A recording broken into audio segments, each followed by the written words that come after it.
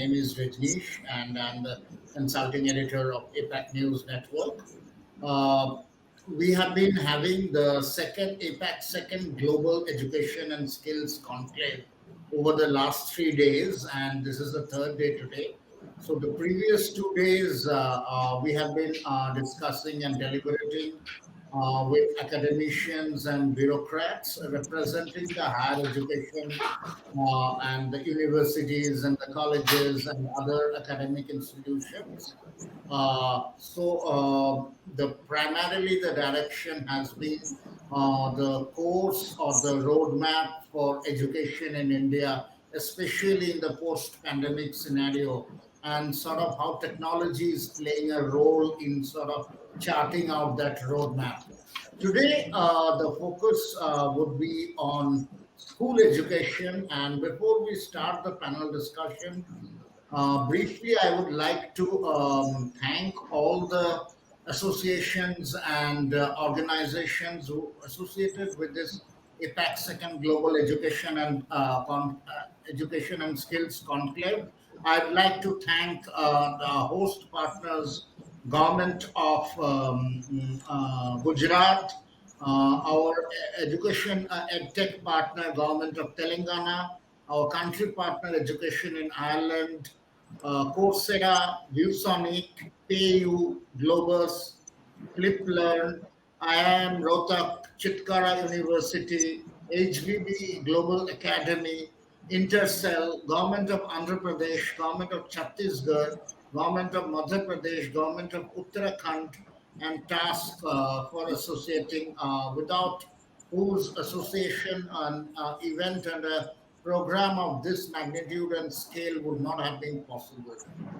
So today, the third day, we are kicking off with a panel discussion on the future of education and aspects of offering technology as a culture in this future of education. We have a very eminent set of panelists, and I'd like to introduce the panelists now here. We have Dr. S.K. Rathor, founder, chairman, and MD of the Sanfort Group of Schools. Welcome, Dr. Rathor. Thank you so much.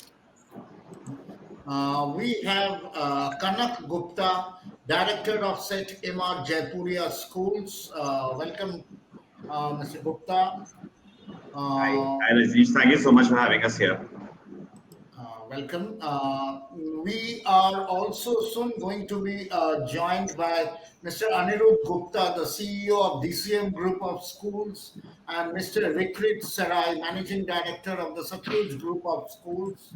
And to moderate the discussion today, we have Mr. Amol Arora, Vice Chairman and Managing Director of Shemrock and Shemford. Welcome, Mr. Amol Arora. Thank you. Thank you so much. So with that, I'd like to hand over to Amol so that you can start on the panel discussion. And as I already mentioned, Anirudh and Reekrit will be joining the panel shortly. Thank you. Over to you, Amol. Thank you for that. So, what a topic we have now today, right? How is technology going to change education? That's a big question that is not only in our mind, but has been on our mind for the past 30 years as well. But the past 30 years, I feel technology was always like the perennial bridesmaid. It was always the next best thing that's going to happen. This is going to change education. And now this is going to be different. Every time we used to hear these waves of new hardware, software coming into the education line. And yet nothing really changed in education till 18 months back. And I think what COVID did was it shook the complete fundamentals of education. We have been in a lockdown situation for 18 months, perhaps the only sector to be still locked down, the school sector.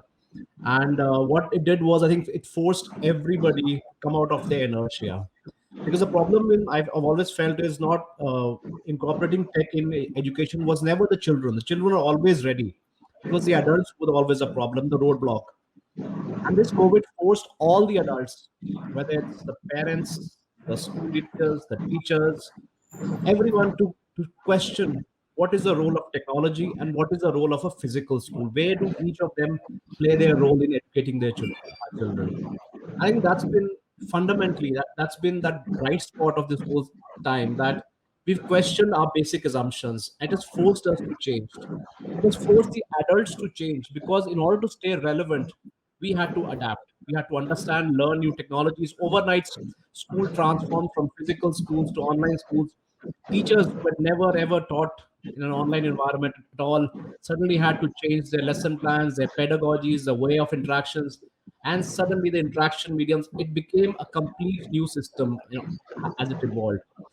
And how we see it going forward? I mean, of course, a few states are opening now. It's a threat of the third wave, so it's not as positive as it was in February with these kind of numbers. So, but one thing which is going to stay is we are not going to go back to the way things were. That's very, very clear. I think that's very, very clear. We will never go back to things that were. So that's the question now. So how will education and school education more specifically change post COVID or during COVID as well? So that's the question that I'd like to ask our panelists today. And how do they visualize the school of tomorrow? And what more specifically role will technology have? And what role should the school have going forward when it comes to educating our children for the future? So, first of all, I'd like to welcome Kanak. And Kanak, since I'd love to hear from you, what has been your learnings and how do you visualize the future of learning now going forward? Sure.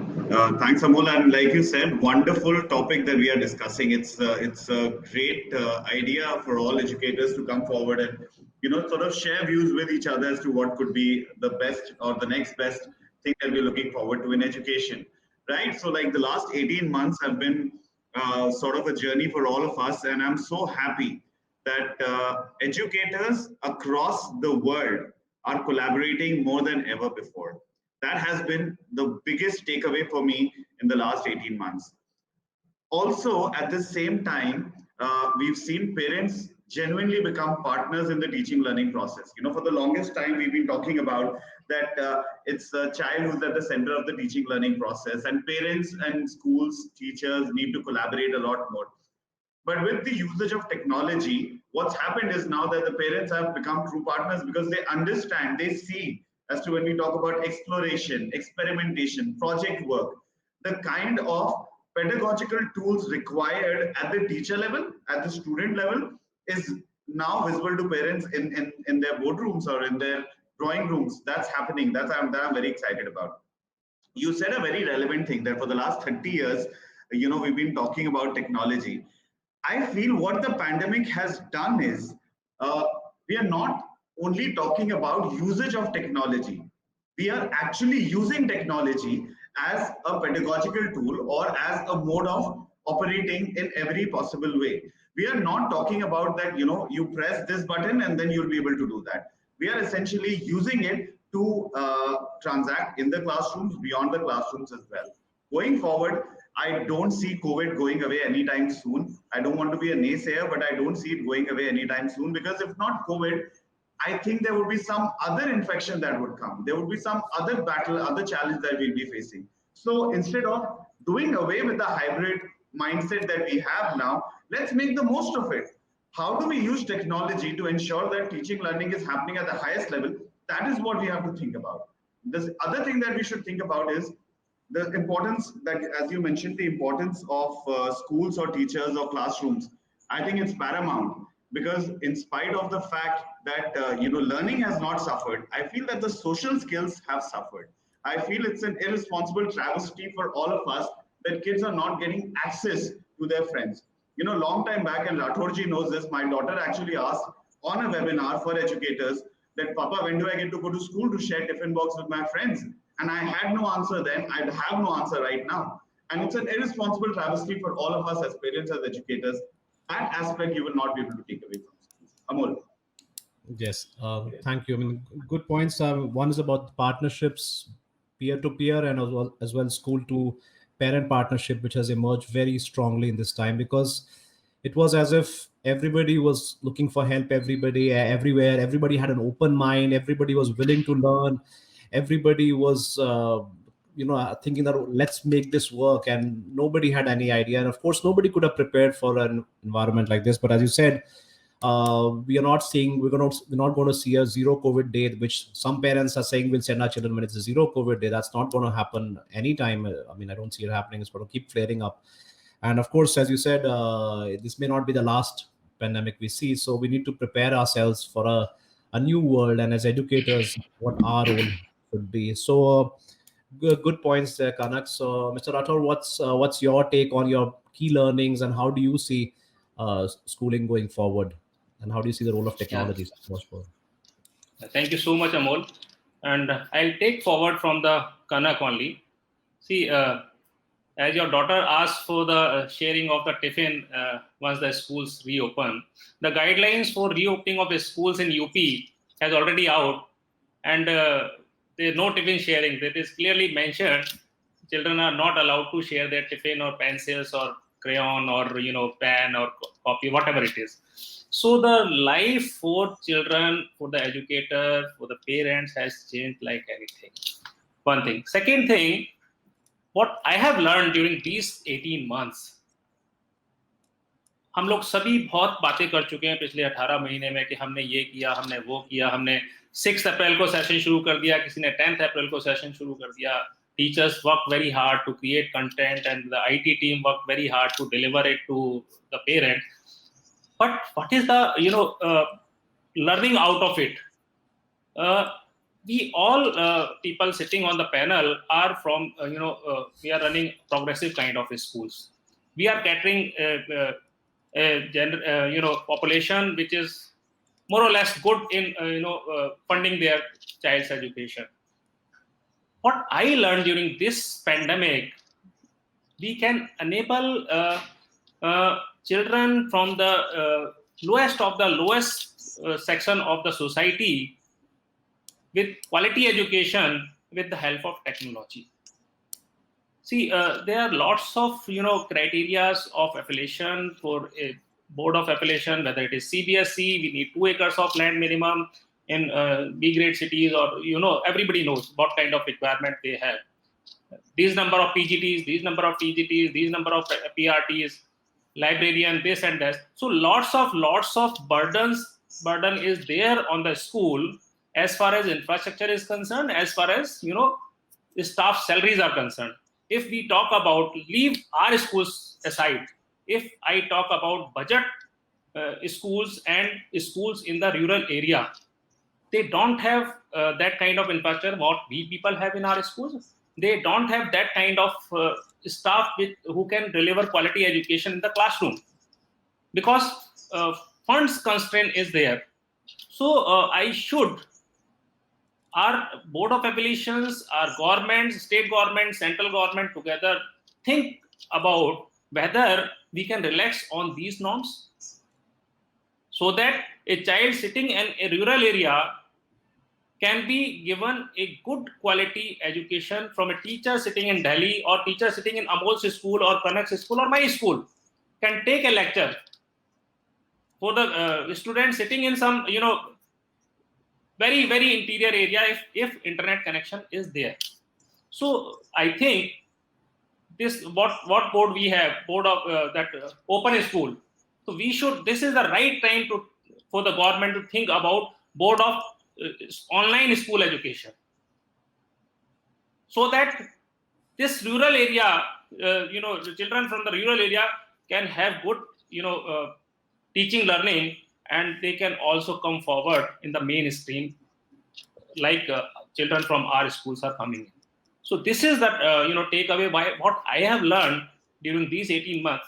Yes, we all are thinking about our schools. We all are thinking about all of our thinking are about challenges what we people are facing, but we need to think about what can be delivered with the help of technology for the children in the below poverty line.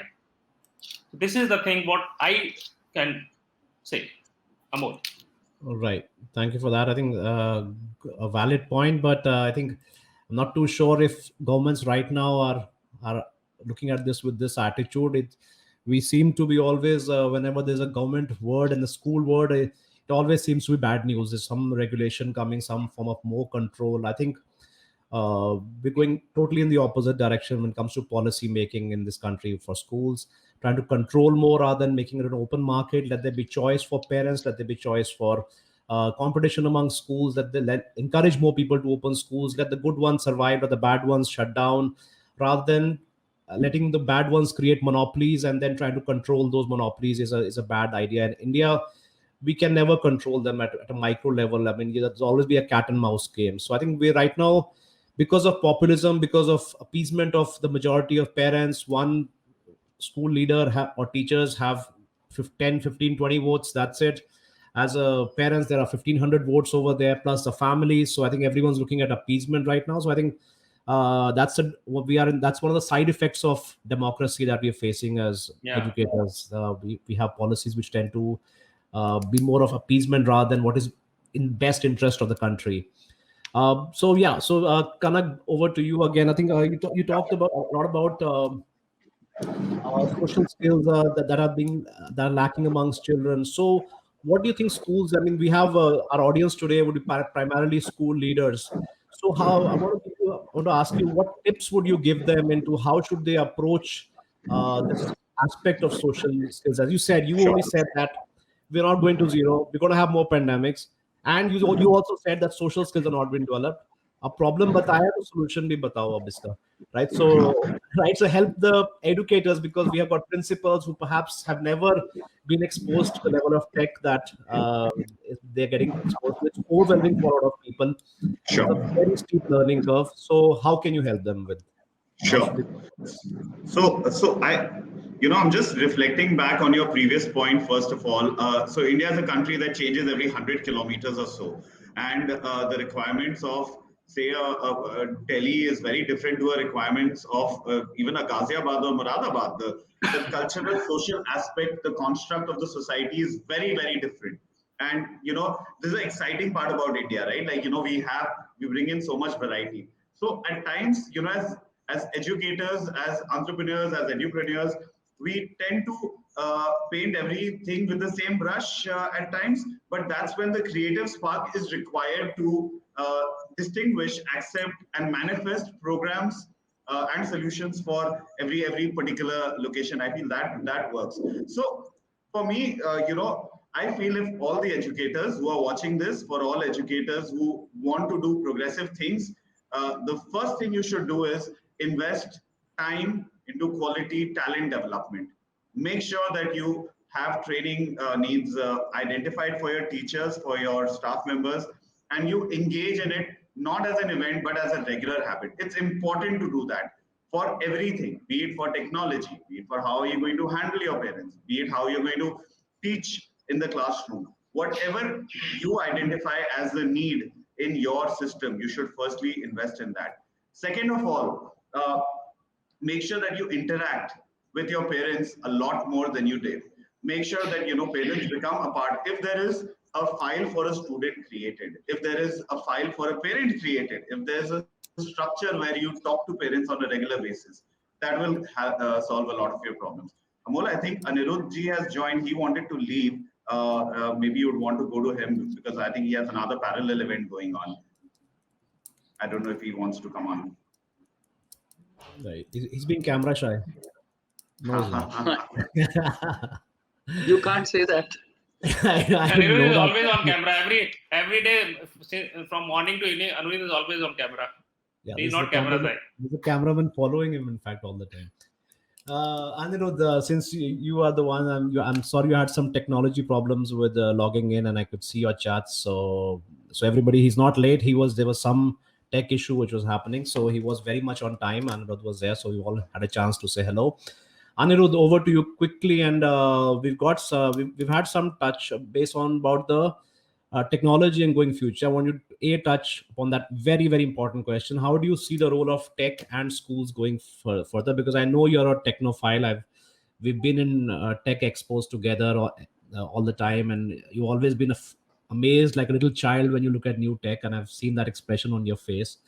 Also, the fact that Mr. Rathor talked about the rural India, the India that is perhaps getting left behind during this. There's a huge gap that's happening between the haves and the have-nots. And you have schools also in very rural, remote locations. I know you got schools next to the Pakistan border. We were in a conference when that attack happened, and you had to, on stage you were handling your school in the middle of a conference on stage, and it was like, why is Anirudh talking on the phone on the stage, right? So you got locations like this. So I want you to address both the issues quickly before you go. A, how do you see tech and school? Where is the balance? What role does each have going in the future? And secondly, how do you see the question of access to people who do not have access to technology? I mean, do we leave them behind? Because Kanak just mentioned that we're not going to have a zero scenario, and this may not be the last pandemic. So we may have another parallel one sprout up before this one goes down. So how are you planning to take everyone along? So over to you, Anirudh. Thank you, Amol. Thank you very much. And I remember that time. It was time when we had these surgical strikes, Yeah. and there was a red alert, and all of a sudden we were asked to close down the schools. So, dear friends, as you are all aware, the education sector has witnessed a paradigm shift in this 21st century from the old system of marks oriented rote learning model focusing on memorization and retention to now, thanks to the pandemic, to a more holistic, experiential, need based education aimed to make the student future ready with skills and aptitude. With the society becoming more and more reliant on technology, it's upon our school leaders to harness the power of digital technologies in order to create school cultures that are transparent, relevant, meaningful, and engaging, and also inspiring. So, in order to set the stage for increasing achievement and to establish a greater sense of community pride for the work being done in our schools, we must begin to change the way we think, we perceive education, we function, we operate. Education in the future will need to demonstrate how technology can be used to students' advantage as well as future generations, how to handle problems that arise from them, like cybersecurity. So we must be cognizant of the fact that digital leadership is not about flashy tools, but a strategic mindset that leverages available resources to improve what we do while anticipating the changes needed to cultivate a school culture focused on engagement and achievement. In fact, it's a new construct of leadership that grows out of leaders' symbolic relationship with technology. About a decade ago, maybe a couple of decades ago, mobile phones surpassed the reach of TVs in the households as a mass medium. However, we were pushed to go all digitally only recently when COVID hit us, as I said, and all of us adapted to new digital ways of functioning, not only in education sector, everywhere, from payment transactions to doctor's consultation, and there were some teething issues, of course. So the next steps to our existing digital way of operating, innovative formats like augmented reality, virtual reality, will make inroads into teaching techniques, and cloud-based education will be the rule in the future, not an exception. This will simply, with better aggregation of students' metrics, more efficient data sharing, and more visual assessment results, it's going to be the norm now. And for all of us, we all realize that, just imagine there was no technology, what would have happened to the education, especially during this pandemic times. So from classroom to community, whether physical or through social media, audio or live video streaming technology, it'll certainly going to find us educators and our students truly mobile. Spanning from local to global level, school to school collaboration is going to be more seamless. Together, they can function as think tanks, addressing challenges such as clean water, broadcast access, as Amol was just talking about, human trafficking, more serious issues like drug abuse, and much more. So technology in a direct or indirect way is going to be the solution. So in this socially embraced collaborative pattern, uh, learning is going to be certainly more interactive with the learners responding to peers, mentors, families, and experts. Supplementing the traditional teaching approach, there's a scope of incorporating assessments also of students, learning algorithm that can be deduced from the online education consumption patterns. So this end result will be sustainable change in program instruction, behaviors, and leadership practices with technology as the pivotal element. Digital leadership, requires a shift in leadership style from one of mandates, directives, to one grounded in empowered support, embracement as keys to sustainable change. This change, of course, has triggered the dire need to restructure and reboot our education system so that the students are endowed with all the qualities which are vital for their success and the future growth. Education, being the growth engine of any economy, has to be understood in its new avatar, and it's imperative for all of us educators to ensure that we ourselves realize and understand these changing dimensions and provide the right kind of learning skills and technology to the students so they are able to stand firmly on their feet. So to my mind, if we have to usher into this new era of technology, if we have to absorb technology, if we have to ensure that, the technology is embedded into our day-to-day system, it has to start from us. It has to have a, top-down approach. In the school, the principals, they are not only now the chief learning officer, they have to be a chief technology officers also. So the education and technology have to go hand in hand, in case we have to ensure that, learning continues unabated. Of course, you mentioned, especially in our area, like, we are almost within a 10-kilometer radius of the zero line. There are teething issues, like access is an issue, availability of internet, availability of equipment, availability of devices, trainings.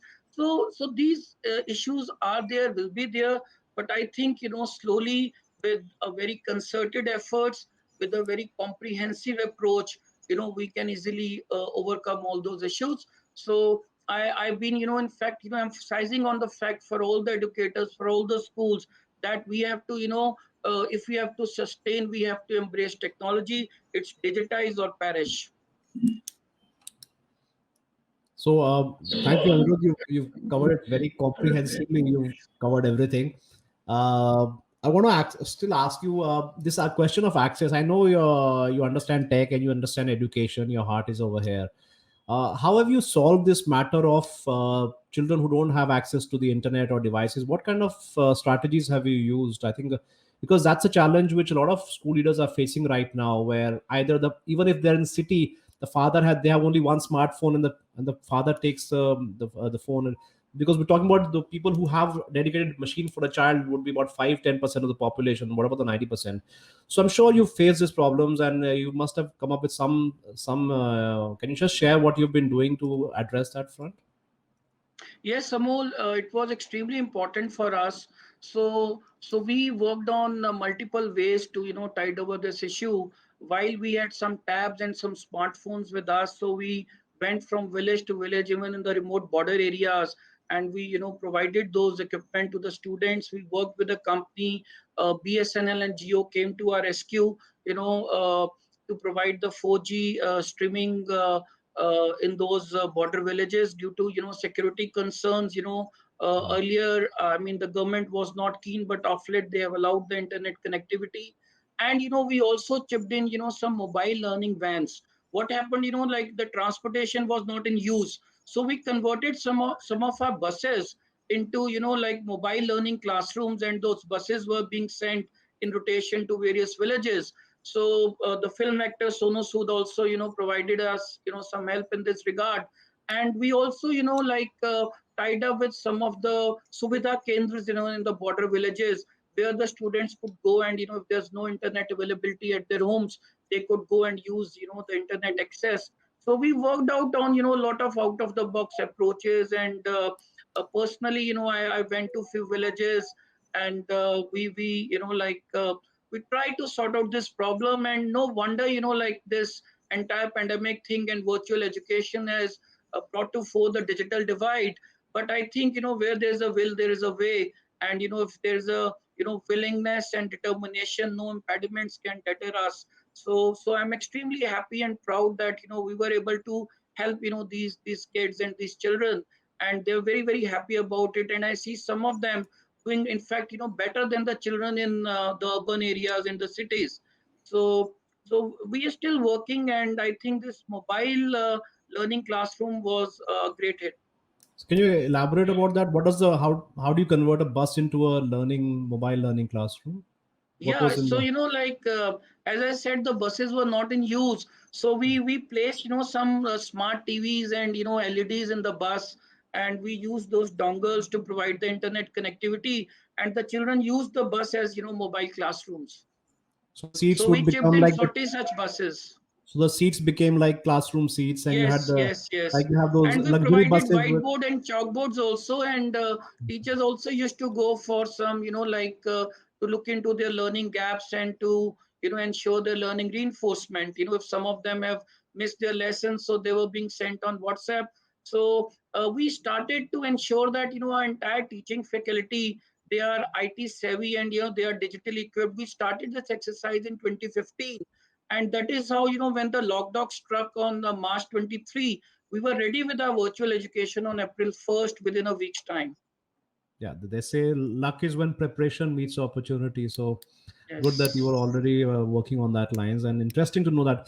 Mr. Rathor, I'll like to come to you now. Anirudh mentioned a world of VR, and Kanak mentioned social skills. Do you see a VR kind of a learning environment, schools converting into VR learning spaces? So then question is, what is the role of the school building then? Is there any role of the school building going forward? Or do you see this blended hybrid approach where we'll keep experimenting? Or do you think this is something which is here to stay, where you don't need to come to a classroom? Why do you need to travel 1 hour, half an hour, 45 minutes in a school bus? Let's just convert all the school buses into learning classrooms and give every child a headset, and they're good to go. Do you see See, a world?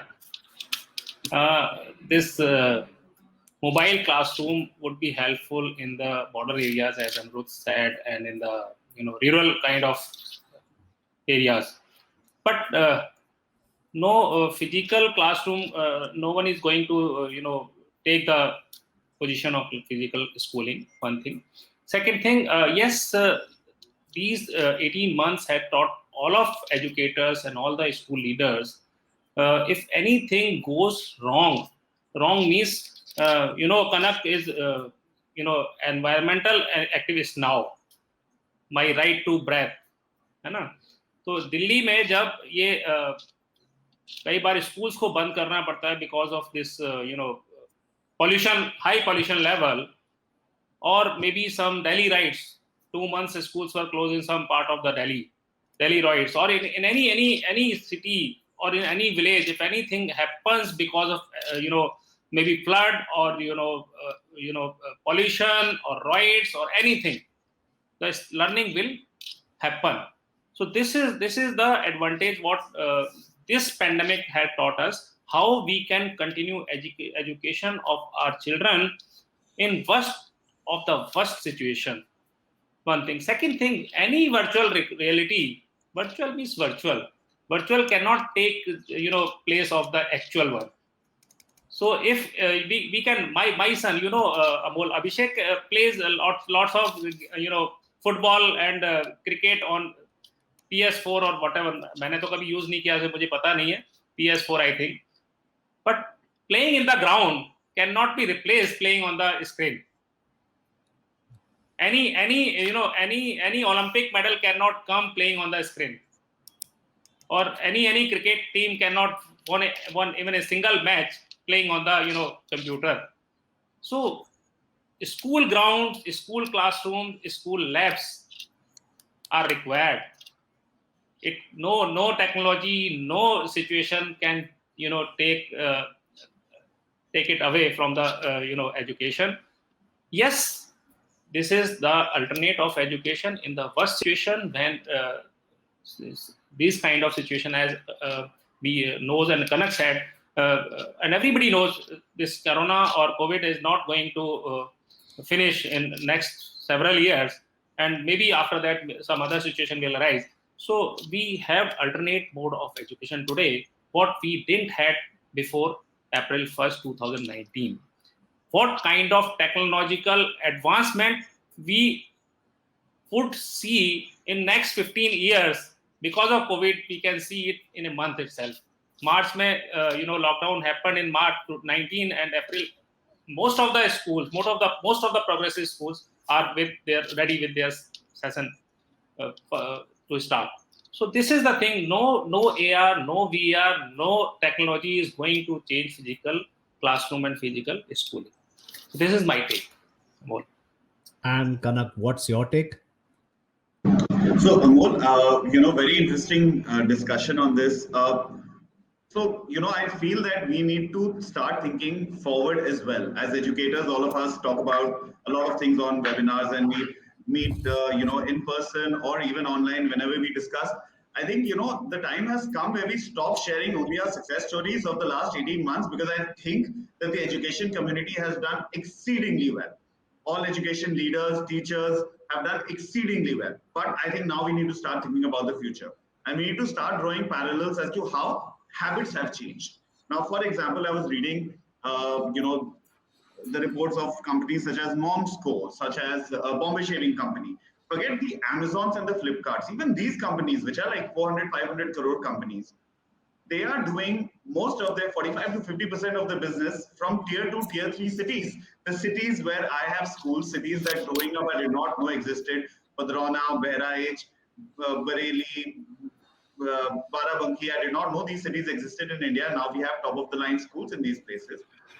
The companies that I'm mentioning are doing most of their businesses in these cities. So technology is available now. I think in the last 18 odd months, this shift has happened. So as educator, I always sit down and think, what next?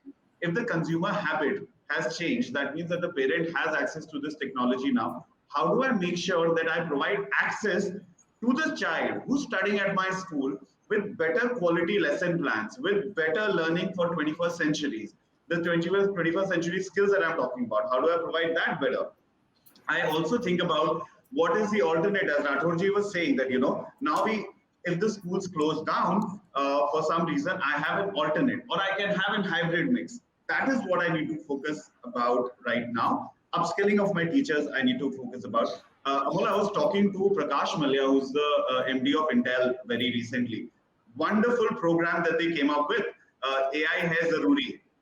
Artificial intelligence has Zaruri for everyone. So essentially the program is where you don't talk about how you can use artificial intelligence, but just sensitize people. This is how artificial intelligence is in your life. That's it. And I think it works wonderfully well, because you and I don't understand that AI is all around. So just as a concept point, I thought that was very interesting. But I think that now we need to integrate. When we say that theoretically we need to take learning beyond content, I think it needs to happen for real. When we say that there is a massive shift in the habits of people, I think let's understand it. That when technology, when Amazon boxes, Flipkart boxes are being visible in Balia and Gonda and Bahraich, people are ordering using the app. Let's not shy away from it that yes, there is access, but it needs to be used better, and people need to be sensitized that schooling can also, or learning can also happen through that. Your group projects can happen through that. We are doing that. Interdisciplinary projects for Jaipuria schools, for example, Amol, are happening across geographies, and now we're taking it beyond. A grade 7 student of a student studying at a Jaipuria school in Lucknow is collaborating with not only the student in Varanasi, but also with students in Bhutan and Nepal. It's happening now. So I'm very excited about it, that this is the mindset change that was probably required for you and me. And now we need to focus on the next big thing. What next is what we need to focus on. Good points. Good points, Kanaka. I think, yes, I think collaboration, as you talked about, is something that I think you've added on a layer on that. The student-to-student collaboration has also gone up, and it's been actually forced upon everybody because of the lack of socialization. So everybody had to get creative with things, and everybody had to think of what else to do. And I think it's causing a lot of shifts, getting a lot of us to question the way we education is, and that's good. And ultimately, what I think will emerge will be good for the child, because that, as I said earlier, when it's breaking us out of that inertia, and it's forcing everyone whether for the love of education or for just survival of themselves. So if I don't give value to people, they'll not pay the fees. As simple as that. So whatever drives different people, at the end of the day, people are getting creative. People are coming up with innovative solutions. So that's the good thing. As Mr. Rathor said, what we had not covered in 15 years, we've covered in a month, in terms of very few people, for example, would know the word Zoom in February of 2020, and suddenly it's become a verb now. Zoom kar lete hain. So now, and we've got social etiquettes in place of how to behave on Zoom. These mannerisms have come. This is not good. When you please mute yourself if it's the background noise. So now we've got a completely new digital citizenship that has emerged, where these citizens are now, when we always say we prepare our children for a digital future, schools were not doing much. They were still preparing children for the entrance exams and for class 12 board. Suddenly all that became meaningless now. And Mr. Rathor, I'd like to ask you about this question, about which Anirudh also talked about, the assessments. I mean, we've had a really turmoil in terms of assessments and grades, and with our Indian values still about trying to get more children to get more marks. And if children are at home, the question of cheating and unfair means, schools over inflating the marks. Does assessment work in this environment, or how does assessment come into the picture? How do you know, how does a college, for example, judge how the students are doing? If everybody's getting 99.15% better than 99.10% student, I mean, why are you choosing that student? Is he going to be a better in that field? So what's the role of assessments in this kind of environment? I'd love to know from you. I think we all these days are facing challenges handling parents for the marks of their children got in 12 board examinations and 10. Lots of parents have objections. Why my child has not scored 90%? My child is 90% scorer. So why not? So in the country which is obsessed about the marks, 99%, 0.1% भी कम नहीं चलेगा.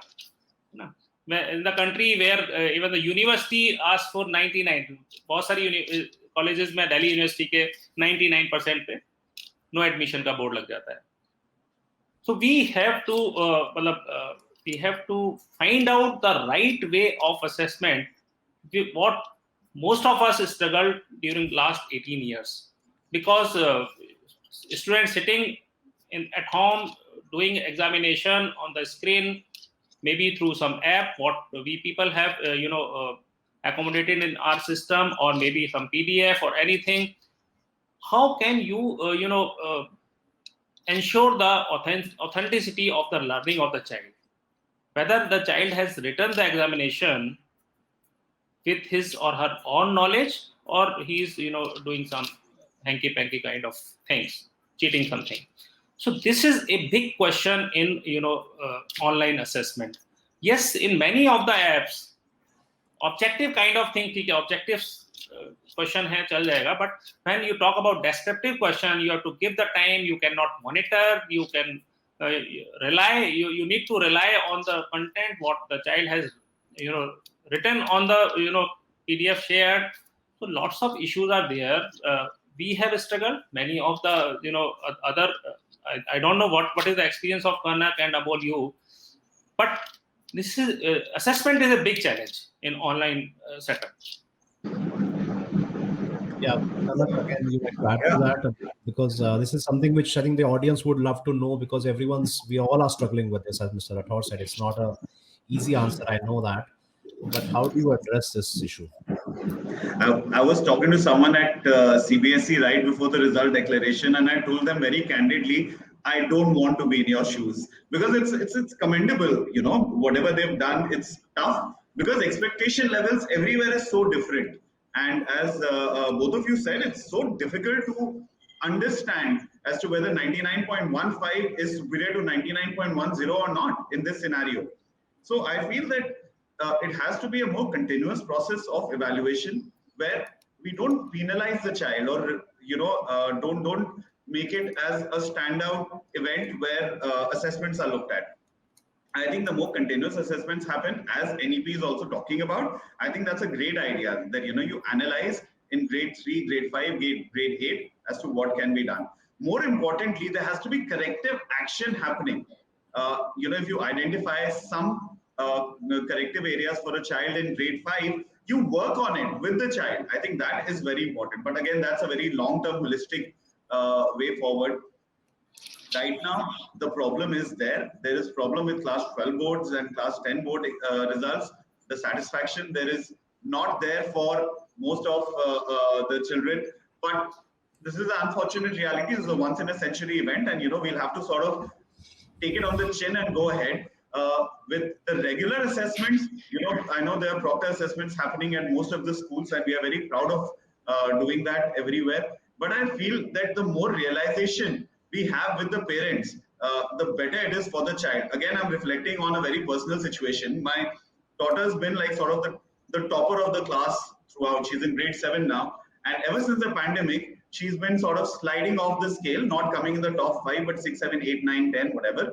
And she turned around and she told me that, why can't you people help me out? Because clearly my friends are getting help.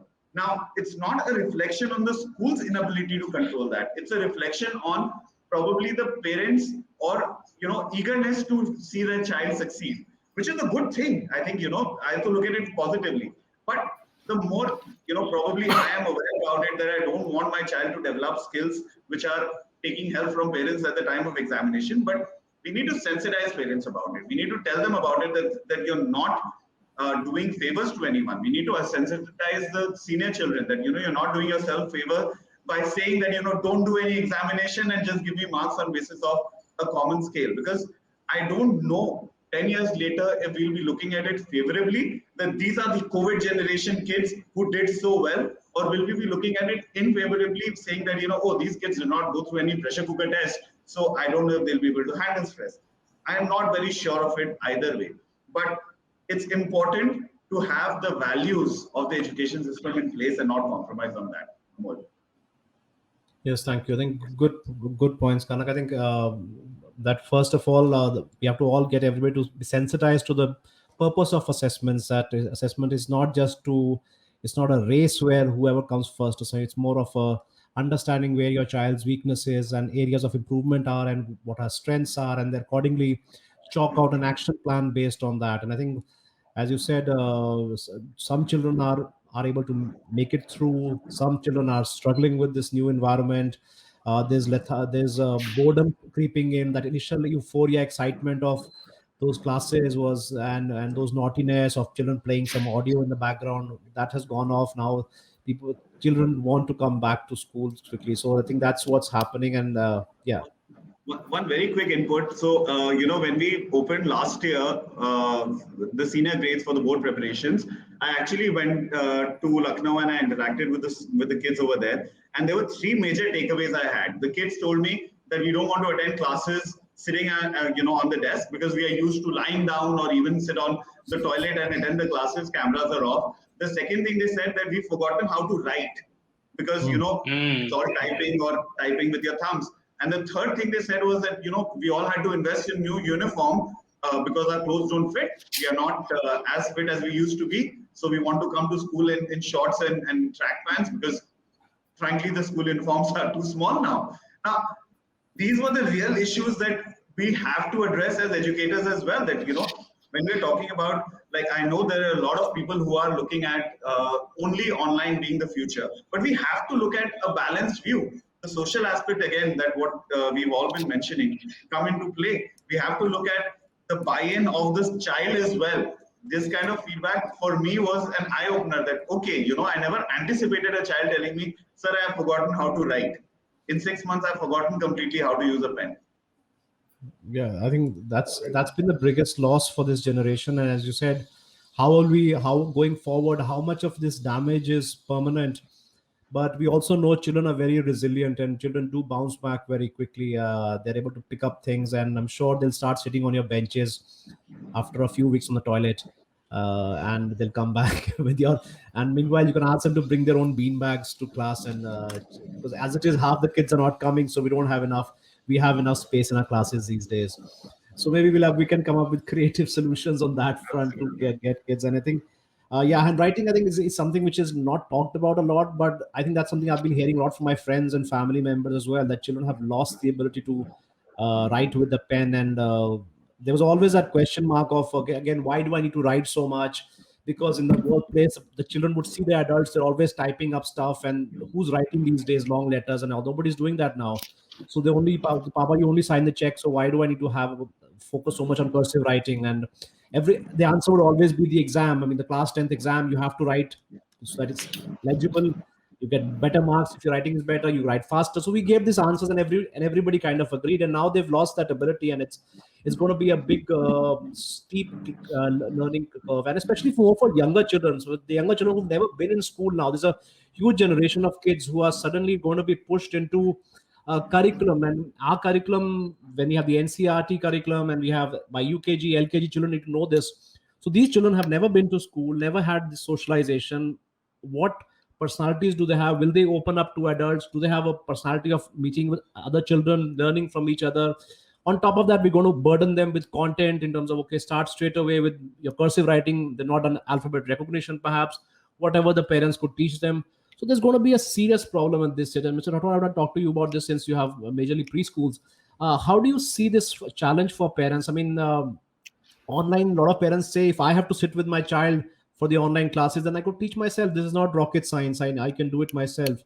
So what's going to happen to this generation who is of 2-year-olds and 3-year-olds and 4-year-olds who perhaps never gone to a school now, and suddenly, and we don't even know because their vaccination is not coming out at any time. I mean, even 12 to 18, we are seeing that Covaxin is going to come in September or October, but these kids are never going to get vaccinated. And how will this shape up for them? Are they going to? And Kanak said we're not going to have a zero COVID. So what are we creating over here? Are these going to be damaged beyond repair, these children, or how do you see this? Do you see a better future for them? Anyways, no one can see the better future for the children who have not gone to any learning center for their initial 2 years, because the child who was supposed to enter into preschool last year, maybe pre-nursery or playgroup, now he has or she has moved to nursery or KG. So मैं और आप दोनों ही, अमूल, आप और मैं दोनों ही, हम इतने सालों से प्ले स्कूल के बच्चों को कैटर करते आ रहे हैं, and the kind of development we have seen in last 20 years in these children during this particular age group, it cannot be repaired very fast. One thing. Second thing, it is also not possible to make a child of 2 years to sit for 1 hour in front of the screen. It is not possible. Yes, the child of nursery and KG can sit, but 2 साल के बच्चे को बिठाना mummy के लिए भी बड़ा मुश्किल है कि बेटा 1 घंटे के लिए तुम यहाँ पर बैठो. What I see in the coming time, if the vaccine is not out for the young children, or if the situation is not improved up to the extent that play school will be allowed to reopen and parents are ready to send their children to the preschool, what I see, we need to go back to 30 years, before 30 years, when we have, aunties preschool kind of setup. So now we can see the future of a Shemrock or a Sanfort preschool in any auntie's house. Neighborhood concept, we have to think about it. If the situation is not allowing young children to come to this kind of formal setup. So we need to, create small centers in one of the society, one center in another society, another center, this kind of solution, because what kind of learning a child can have, with the peer group, they can't have, sitting in front of the screen. One thing. Second thing, जो experiential learning जो हम बात करते हैं, हम कितने webinars में, कितने conferences में हम experiential learning की बात करते हैं. Experiential learning तो इसी एज से शुरू होती है. तो वो बच्चे नहीं कर पाएंगे ना, वो स्क्रीन पे कैसे एक्सपीरियंस करेंगे. तो उसके अलावा भी, मतलब, we are creating, and many of the other preschool have created lots of content where instruction videos are there, and some learning material is there which is shipped to the child, and the child can switch on the video and do the activities. Again, no peer is there. So what I feel, for the children of at least specifically for the 2 years of the age, this is the most difficult time to learn. 3 साल का बच्चा, 4 साल का बच्चा फिर वो screen के सामने बैठ सकता है, बट 2 से 3 साल की जो एज ग्रुप है, 3.5 years तक का, it's very difficult for them to learn what they were supposed to learn, what they are supposed to learn. So I think we need, as educator, as preschool education providers, Shemrock, Sanfort, and other brands need to work out on the model which can be a practical model for the children and for the parents also. Right, that's a good suggestion. I think it's more like creating micro schools in micro school. Yes. In communities. We can ask our branch head.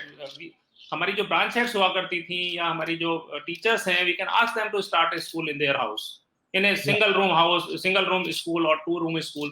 This kind of setup we need. Because the basic concept of a school goes against the tenets of social distancing. I mean, it's more like get everyone at one place. Social distancing says separate everybody, and school says no, everybody come in the 5 kilometers. All the kids should come and converge together. So right now that's why we are going to be the last sector to open up, is where, because we go completely against our whole core reason of how we work is by getting everyone and to interact with each other. Kanak, what do you say about breaking up the Paresh and Bareilly schools into micro schools as well? And I think Anirudh mentioned that his idea of that school bus also was very similar to creating this. Is this a model that you see maybe these micro schools where somebody lands with equipment, with tech, with, even if it's just plate, maybe a micro lab over there on the are these things that are going to start coming up if this continues very long? Are we going to see any companies like this going to start giving us solutions? Or maybe then the question is, why doesn't the edtech company themselves do this? Why you need an institution apart from certification then? Yeah, so I think it's a great idea, the micro schooling idea, and school on wheels. I think it's a great idea. I don't know as to how much it's going to translate into happening at ground level, but at least as an effort, we should try see as to whether that can happen, because you are essentially also talking about, right now it's possible because parents are there at home, people are working from home, but you're also talking about someone sort of hand-holding, homeschooling becoming slightly better is what you're looking at. But I think as a concept, as an idea, I absolutely love it, that this should be explored for sure.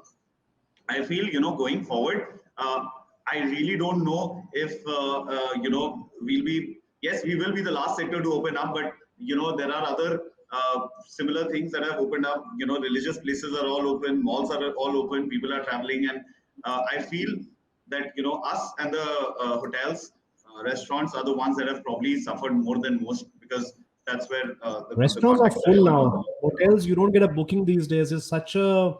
Try getting a booking in any of the NCR resorts, you'll not get a booking. On any Saturday, Sunday, you go to CP, your and mine favorite place, Kanak, you don't find a seat there. Last Sunday, we experienced it. I really hope that translates to schools as well, that there's so much of positivity and so much of foot movement that, we all have our hands full, even more than what we have right now. I really hope for that to happen. I think that unsubstantiated, let me use that word, a report of the third wave impacting children, which had no basis, which was denied by WHO, by ICMR. Everybody said there's no basis for why children should do it. And that was backed by the new seropositivity report, which said 70% of kids have already been exposed to COVID, and they've not experienced any serious impact. The percentage of children getting impacted is very less. So I think that thought of people still holding back is going to delay things. I mean, these numbers in February, everybody was talking about that, and schools had opened, everything was going back to normal. We thought that it's a bad dream that we got over, the storm is finished now. Everybody, and including the Indian government, I mean, not everyone was in the same frame of mind. We can't blame anybody. That's why the Kumbh Mela was allowed and everything. We thought, now why stop things now? Now let God also is being locked up for quite some time. Let's free God as well, right? So we had something. Let's hope that this positivity comes. This human behavior of when people start going out, they start feeling comfortable. So it will take time, and it's more, because it's not just the government, it's the parents' mindset which is ultimately important. Because if 20% of children come to school, then you're basically running two parallel schools, one offline and online, and then that adds to more financial pressure on the school. How do you manage that? And suddenly salaries, and how do you justify to a teacher to take a cut if you're giving a cut right now, if some parents are not paying, taking advantage of this COVID situation, and you can't do anything, you can't stop their classes. And now you're running two schools on top of it. So some schools really are not trying to open right now till they see a very clear intent from the parents, because buses don't become viable. Then if you overcharge parents, they don't want to pay for the bus. If you charge less money, the bus becomes a loss making center. If you don't start the bus, then nobody comes to school. So you become in a chicken and egg situation. So everyone's right now in a very muddled thing. I think it's more of the parent environment, the built environment in in our communities. If that takes up, I think we'll start seeing more and more of. So I think that's something that schools should do. When schools do open, they should create more positivity, share images of children playing, working. I think that will encourage everybody to start sending their child as well, or even for a trial basis, and then they'll see how happy are they. I mean, they're going on vacations, they're going on weddings. Now these days, weddings, you go on weddings, you don't see a single mask in a wedding, and that's what's happening, and that's the reality. And school principals are like, why can't they come to school then if this is what's happening? So it's let's hope that we don't have a third wave. Let's hope this we learn to live with COVID. Let's hope that we have quick vaccinations for kids. And the good news is vaccinations are working in US and UK. We are clearly seeing it. Then that doubt that people had that ये कुछ हो भी रहा है, because you don't some people, 90% people don't have any reaction. So I think that's a good thing for us, for educators, that there are those positive signs that we may not be looking at a complete year of lockdown once again, a reality which perhaps last year nobody could have thought of. And somebody would suggest that in February, March, or this time of the year, we were like, are you crazy? Why a year? I mean, Diwali tak theek ho jayega. Every time it looked like 2-3 months. Now the whole year happened. Now people are thinking, is this another year? I don't think so. I think that we're not going to have another year of lockdown. We will have schools opening, and we'll be okay with it. If 70% of people had it, the herd immunity will also start kicking in. Vaccinations will start kicking in. The rate of vaccinations is going up. So all you school leaders, be positive. You've come so far. You spent a lifetime in education. Don't lose hope. We're almost at the end of the tunnel. The country needs all our educators in place, not giving up hope, not losing this sector and saying, let me do something else. This is not happening right now. You're very, very important. Each one of you in the audience is very, very important for the country. Just hold on. We need you, and you're as important as the doctors in the country. So be strong, and it's almost there. We're almost at the light of the tunnel. Is right across the corner. That's what I feel, and I think you will see your children entering your colorful classrooms very, very soon. Keep up that positive, keep up the innovation, and let's hope going further. We've had some interesting discussion today. We have some new innovations, and what emerges after this is a better education system for our children. Rajneesh, over to you from our side. Thank you, Amol. And I hope that optimistic tone you ended with, that we can have a better tomorrow in education. Hope that happens very soon. And really, it was a very insightful discussion today. And I would like to thank all the panelists